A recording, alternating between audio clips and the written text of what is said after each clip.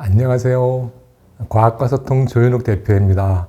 오늘은 농업혁명은 사기였다 라는 내용을 소개하겠습니다.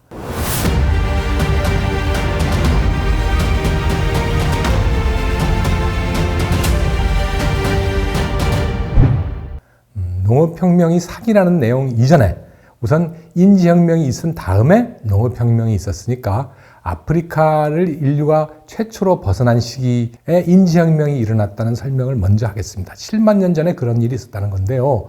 이때 선박이며 기름 등잔이며 활과 화살, 바늘, 전투용 도끼, 예술 등을 발명했다. 그리고 종교와 상업이 일어났고 사회의 계층화도 이루어졌다는 겁니다. 근데 이것이 왜 그러냐 하면 모릅니다, 실은. 물질적인 증거는 그런 거고요. 뇌 내부에서 어떤 일이 일어났는지는 모른다. 그렇지만 어쨌든 집단과 집단 간의 협력이 가능해졌고, 근데 아마 특유의 언어 능력 덕분이 아니었겠는가라는 것이 유발 하라리의 생각입니다.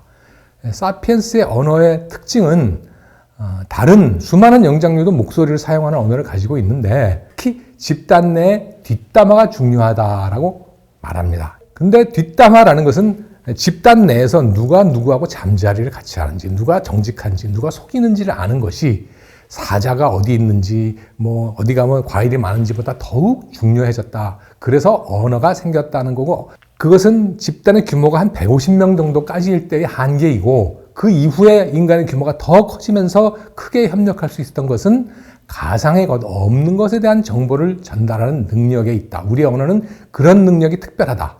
그래서 전설, 신화, 신종교는 인지혁명과 함께 등장했을 것이다 라는 거죠.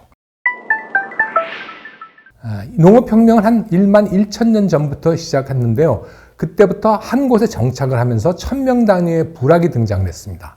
그런데 이때부터 농사를 짓고 땅을 관리하는데 사람이 얽매이게 됩니다. 자, 농사를 짓는 게 유리하겠어요? 아니면 가을에 추수 때 쳐들어가가지고 그걸 빼앗는 게 유리하겠어요? 농민은 땅을 빼앗기면 굶어 죽는 겁니다. 그래서 악착같이 그 자리를 지키면서 죽을 때까지 싸워야 됩니다. 수렵과 채집에 맞게 진화했던 인간은 이제 농사를 시작하면서 땅에 얽매여서 그러면서 가축과 같이 살면서 각종 가축 유래 병에 시달립니다. 천연두와 홍역과 결핵은 소에서 왔고요. 인플루엔자는 조류와 돼지에서 왔습니다. 그런데 농업혁명 덕분에 오늘날 식량의 90%가 다 기원전 한 9,500년 전부터 3,500년 전에 길들인 가축과 농작물에 기원을 하고 있습니다. 밀, 쌀, 옥수수, 감자, 수수, 보리가 그렇습니다. 농업이 시작이 된 것은 빙하기가 끝나고 간빙기가 시작이 된 시기와 일치합니다. 한 12,000년 전에 홀로세, 지금 시대가 시작이 된 거죠. 완전한 시대라는 뜻이랍니다. 빙하기 말기인 한 2만 년 전부터 해수면이 120m 지금보다 낮았다가 쭉 올라왔죠. 그러다가 해수면 올라오는 것이 안정이 되니까 그때부터 해안 지역도 수위가 안정이 되면서 농경에 좀 적당해지는 부분도 있었습니다. 어쨌든 홀로세의 특징은 기후가 안정화됐다는 거예요. 1년에 태풍이 12번 오면 농사는 지을 수 없습니다. 근데 1년에 태풍이 한두 번 온다면 농사를 지을 수 있는 거죠. 온도 문제도 있지만 급격한 날씨 변화가 있느냐 없느냐도 중요합니다. 그로부터 농경이 시작된 지 한 5,000년이 지나야 비로소 확실하게 문명이라고 할 수 있는 것이 시작이 됩니다. 다음 그림은 우리가 작물화 한 옥수수의 그림입니다. 왼쪽이 야생 옥수수, 오른쪽이 현대의 옥수수. 그리고 다음 그림은 왼쪽이 야생의 밀, 오른쪽이 오늘날 우리가 개량한 밀입니다. 이런 곡식의 특징은 수량이 많이 달리는 것도 있지만 야생의 곡식들은 씨가 잘 땅에 떨어집니다. 이러면 모아가지고 수확하기가 어렵죠. 농업혁명은 우선은 인구를 급격히 증가시켰습니다. 수렵 채집인 한 명을 부양하는 데는 보통 4제곱킬로미터 정도의 땅이 필요합니다. 근데 만일 이것이 농토라면 50명을 부양할 수 있습니다. 어쨌든 농업혁명 직전인 기원전 한 1만 년 전에는 사피엔스는 한 500만 명 남짓 하다가 점점 늘어나서 현재는 81억 명이 됐습니다. 기원 후 현재까지 세계 인구 변화는 지금 보시는 도표와 비슷합니다. 다만 기원 후 한 1000몇 년 전에 있었던 것은 로마의 인구만을 대상으로 넣은 겁니다. 근데 농업혁명은 사실은 인구가 늘어났는데 착취와 고달픔의 시작이기도 합니다. 역사상 최대의 사기였다는 것이죠. 농업혁명 덕분에 제국이 출현하고 교역망이 확대가 됐는데요.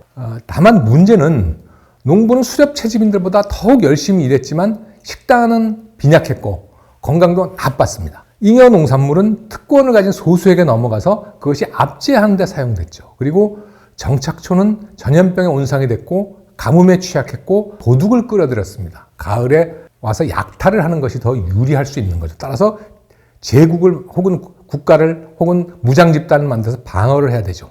농업혁명은 간단히 말해서 인구 폭발과 방자한 엘리트를 낳았다 이겁니다. 개인의 삶이 더 만족스러워졌다는 것은 환상이며 역사상 최대의 사기이다 이거예요.